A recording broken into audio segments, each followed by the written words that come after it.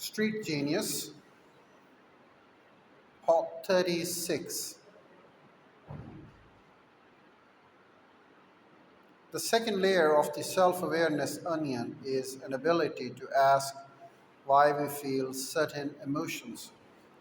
These why questions are difficult and often take months or even years to answer consistently and accurately.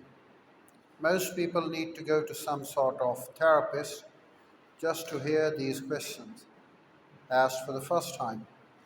Such questions are important because they eliminate what we consider success or failure. Why do you feel angry? Is it because you failed or achieved some goal? Why do you feel lethargic and uninspired? Is it because you don't think you're good enough? This layer of questioning helps us understand the root cause of the emotions that overwhelm us. Once we understand that root cause, we can ideally do something to change it. But there is another, even deeper level of the self awareness onion, and that one is full of fucking tears. The third level is our personal values.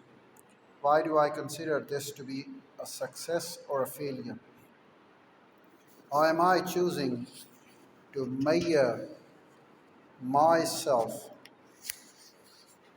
By what standard am I judging myself and everyone around me?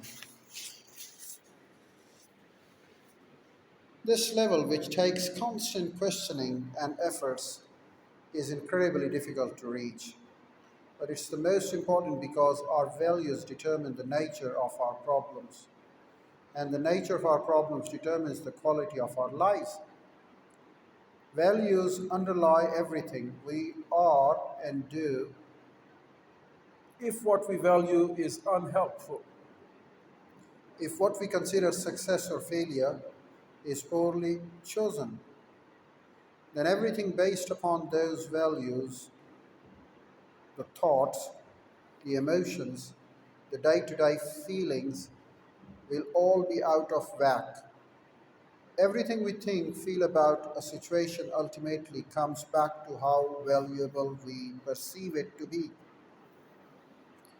Most people are horrible at answering these why questions accurately, and this prevents them from achieving a deeper knowledge of their own values. Sure, they may say they value honesty and true friend, but then they turn around and lie about you behind your back to make themselves feel better. People may perceive that they feel lonely, but when they ask themselves why they feel lonely, they tend to come up with a way to blame others. Everyone else is mean, no one is cool or smart enough to understand them, and thus they further avoid their problems instead of seeking to solve it. For many people, this passes as self awareness, and yet, if they were able to go deeper and look at their underlying values, they would see that their original analysis was based on avoiding responsibility for their own problem. Rather than accurately identifying the problem, they would see that their decisions were based on chasing highs, not generating true happiness. Most self help gurus ignore this deeper level of self awareness as well. They take people who are miserable because they want to be rich and then give them all sorts of advice on how to make more money, all the while ignoring important values based questions. Why do they feel such a need to be rich in the first place? How are they choosing to measure success or failure for themselves?